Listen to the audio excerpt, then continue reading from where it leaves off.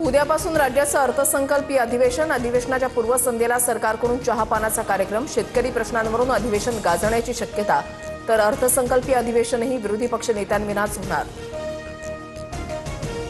राज्य मंत्रिमंडळाची संध्याकाळी 5 वाजता बैठक, मुख्यमंत्री फडणवीसांसह सुनेत्रा पवार आणि शिंदे उपस्थित राहणार, तर मविया आणि विरोधकांची आज बैठक होणार. परळीमध्ये मृत महादेव मुंडेंच्या दोन्ही मुलांना मारहाण, 2 अज्ञातांच्या विरोधात गुन्हा दाखल, वाल्मिक कराडच्या मुलांकडून आमच्या कुटुंबियांच्या जीविताला धोका, ज्ञानेश्वरी मुंडेंचा आरोप, पोलीस अधीक्षकांना सुरक्षेसाठी अर्ज. फरार आरोपी कृष्ण आंधळे 3 वेळा गावी येऊन गेला, आमच्या जीवाला धोका, कृष्ण आंधळेला अटक करा. सरपंच संतोष देशमुख हत्या प्रकरणी धनंजय देशमुखांचा धक्कादायक खुलासा, 6 महिन्यामध्ये मिळालेली माहिती सीआयडीला दिली. बारामतीच्या लोणी भापकर ग्रामस्थांची आज गाव बंदची हाक, दादांच्या संशयास्पद विमान अपघाताचा छडा लावण्याची मागणी, दादांचा अपघात नव्हे तर घातपात असल्याचा गावकऱ्यांना संशय. किल्ले शिवनेरीवर कार्यक्रमादरम्यान भाजपच्या आशा बुचकेंकडून सुनेत्रा पवारांचा अपमान, सुनेत्रा पवारांना धक्का दिल्यासह शरद सोनावणेंकडून माईक हिसकावल्याचा व्हिडिओ व्हायरल, बुचकेंच्या वर्तवणुकीमुळे फडणवीसांचीही नाराजी. रोहित पवारांकडून केंद्रीय उड्डाण मंत्री राममोहन नायडू यांच्या राजीनाम्याची मागणी, नायडूंच्या टीडीपी पक्षाशी संबंधित नेत्याकडून बीएसआर कंपनीला कर्ज घेतल्याचा आरोप, तर राजकीय दृष्टीनं आरोप होत असल्याचं टीडीपीचं स्पष्टीकरण.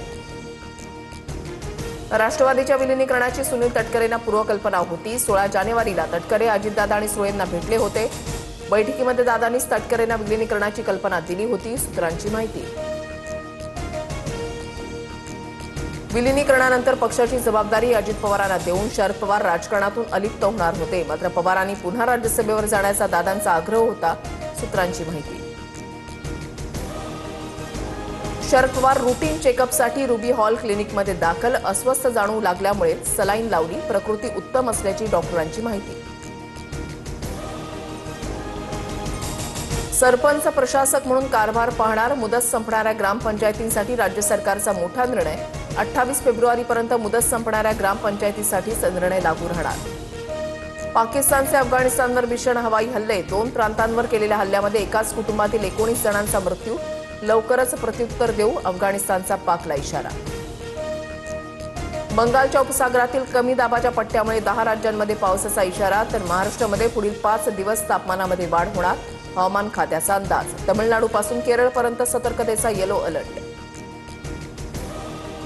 सांगलीच्या मिरजेत 2 चिमुरड्यांची दत्तक म्हणून 40,000 विक्री, बालकांच्या आईसह दत्तक घेणाऱ्या 4 गुन्हा, कायदेशीर प्रक्रिया पूर्ण न करता बालकं दिली दत्तक.